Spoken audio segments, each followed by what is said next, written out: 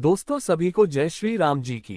दोस्तों मैं पंडित ब्रिजेश कुमार आपका हार्दिक स्वागत करता हूं हमारे YouTube चैनल सौभाग्य वास्तु शक्ति में। दोस्तों आज मैं इस वीडियो में आपको महाशिवरात्रि के व्रत में हमें क्या करना चाहिए और क्या नहीं करना चाहिए इस बात की जानकारी दूंगा। महाशिवरात्रि की पूजा किस प्रकार करनी चाहिए। इस वीडियो को देखने से पहले जिन दोस्तों ने अभी तक चैनल को सब्सक्राइब नहीं किया है वह चैनल को अवश्य सब्सक्राइब कर ले ताकि आने वाली सभी वीडियो का नोटिफिकेशन जल्द से जल्द आपको प्राप्त हो सके। दोस्तों हिंदू परंपरा के अनुसार महाशिवरात्रि का बहुत महत्व है और यह पर्व हर वर्ष फाल्गुन मास की कृष्ण पक्ष की चतुर्दशी को मनाया जाता है। माना जाता है इस दिन प्रकाश के रूप में शिवजी प्रकट हुए थे। भगवान शिव का विवाह पार्वती के साथ भी इसी दिन हुआ था। शास्त्रों के अनुसार माना जाता है इस दिन से ही सृष्टि का निर्माण हुआ था। गरुड़ पुराण, स्कंद पुराण, पद्म पुराण और अग्नि पुराण आदि में शिवरात्रि का वर्णन मिलता है। इस दिन आप यदि केवल पूजा पाठ भी करते हैं तो यकीन मानिए आपको हर प्रकार के सुखों की वह पुण्य की प्राप्ति होती है। इस दिन भोलेनाथ की पूजा करने से धन में सुख सौभाग्य में अपार वृद्धि होती है। ये दिन भोलेनाथ को प्रसन्न करने का बहुत ही खास दिन माना जाता है। भगवान भोलेनाथ भोले भंडारी हैं। वह एक लोटा जल से भी प्रसन्न हो जाते हैं और एक बेलपत्र चढ़ाने से भी प्रसन्न हो जाते हैं। मगर भोलेनाथ कुछ कर्म से जल्दी गुस्सा भी हो जाते हैं। जहां भोलेनाथ बाबा जी को कुछ चीज बहुत प्रिय है वहीं कुछ चीज बहुत अप्रिय भी है। कुछ चीज ऐसी है जो पूजा सामग्री में नहीं हो तो पूजा अधूरी रह जाती है और कुछ चीज ऐसी भी है अगर आप भोलेनाथ को अर्पित करते हैं तो भोलेनाथ आपसे रुष्ट हो जाते हैं। इसलिए भगवान भोलेनाथ की पूजा करते समय विशेष ध्यान रखना चाहिए। आज मैं आपको बताऊंगा कि महाशिवरात्रि के रपव क्या करें और क्या ना करें।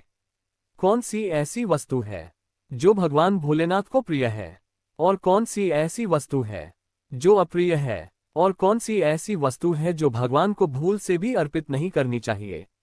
दोस्तों लिए जानते हैं महाशिवरात्रि के पावन पर्व पर हमें पूजा में क्या करना चाहिए जिससे भगवान भोलेनाथ और मां पार्वती का आशीर्वाद हमें प्राप्त हो। दोस्तों महाशिवरात्रि के दिन भोलेनाथ बाबा की पूजा में सफेद, लाल या पीले वस्त्र धारण करके ही करनी चाहिए। ऐसे वस्त्र धारण करने से पूजा करने पर भगवान भोलेनाथ बहुत प्रसन्न होते हैं और यह बहुत ही शुभ माना जाता है।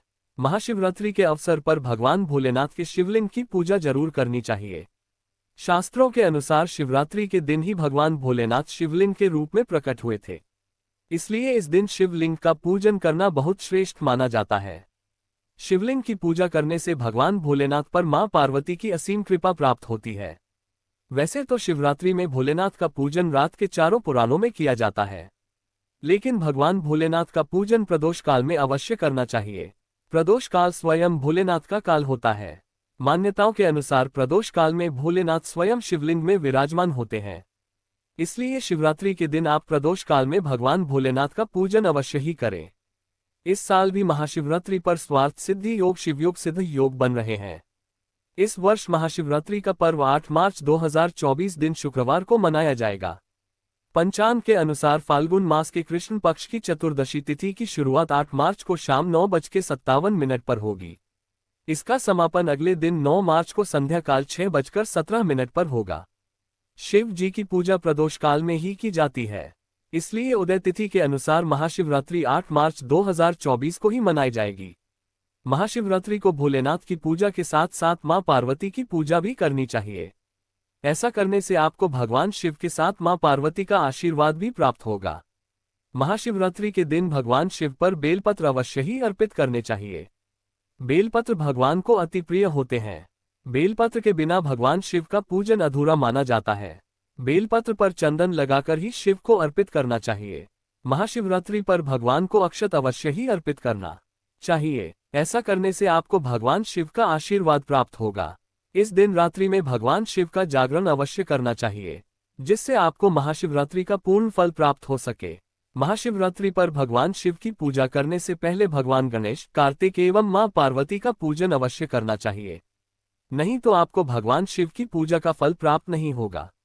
दोस्तों अब शिवरात्रि के दिन आपको क्या नहीं करना चाहिए इसका भी आपको ध्यान रखना बहुत जरूरी है जिससे भगवान भोलेनाथ आपसे रुष्ट ना हो। महाशिवरात्रि के दिन देर तक नहीं सोना चाहिए। सुबह सूर्य उदय होने से पहले उठकर स्नान कर लेना चाहिए। ऐसा करने से आपके लिए अत्यंत शुभ कारक समय रहेगा। इस दिन भूलकर भी काले वस्त्र धारण नहीं करने चाहिए। शिवरात्रि के दिन शिवलिंग पर चढ़ाई हुई वस्तुएं को ग्रहण नहीं करना चाहिए, क्योंकि शिवलिंग पर चढ़ी चीजों का ग्रहण करना अशुभ माना जाता है। ये चीज सिर्फ भगवान शिव के गण के लिए ही माननीय होती है। इस दिन की गई पूजा का फल 100 गुना फल के समान होता है। महाशिवरात्रि के दिन भूलकर भी तुलसी के पत्तों का प्रयोग नहीं करना चाहिए। भगवान शिव व गणेश को तुलसी अर्पित नहीं की जाती है। भगवान शिव को आप मिष्ठान का भोग लगा सकते हैं, बेर का भोग लगा सकते हैं, धतूरे का भोग लगा सकते हैं, भांग चढ़ा सकते हैं। भगवान शिव को पूजा में हल्दी और कुमकुम का भी प्रयोग नहीं करना चाहिए। आपको पता है, क्योंकि भगवान शिव बैरागी हैं और हल्दी और कुमकुम शुभता का प्रतीक माने जाते हैं। जहां केवल शिवलिंग है वहां ये ना करें, और जहां पर शिव परिवार है वहां पर आप ये सब चढ़ा सकते हैं। शिवरात्रि के दिन घर में कलह कलेश नहीं करना चाहिए और भूलकर भी किसी को अपशब्द नहीं बोलनी चाहिए। यदि आप ऐसा करते हैं तो भगवान शिव का आशीर्वाद आपको प्राप्त नहीं होगा। आपको इस दिन किसी पशु पक्षियों को भी नहीं सताना चाहिए और ना ही उन्हें मारना चाहिए, नहीं तो आपके सभी पुण्य फल अपने आप नष्ट हो जाते हैं। महाशिवरात्रि के दिन महिलाओं व कन्याओं को शिवलिंग का स्पर्श नहीं करना चाहिए। महाशिवरात्रि के दिन आप शिवलिंग पर दूध दही शहद आदि चढ़ा सकते हैं और शिवलिंग पर चढ़े हुए जल को आप अपने नेत्रों माथे पर लगा सकते हैं। इससे आपको सुख शांति का अनुभव होगा। महाशिवरात्रि को भगवान शिव व पार्वती की कृपा के आशीर्वाद प्राप्त करने के लिए आप इन सब नियमों में बातों का अवश्य ध्यान करें। दोस्तों, ये जानकारी ज्योतिष में मान्यताओं पर आधारित है। अगर आपको ये जानकारी अच्छी लगी है तो वीडियो को लाइक व शेयर अवश्य करें। कमेंट करें। कमेंट बॉक्स में जय भोले बाबा की लिखें। जय भोले बाबा की, जय शिव गोरखनाथ बाबा जी की। धन्यवाद।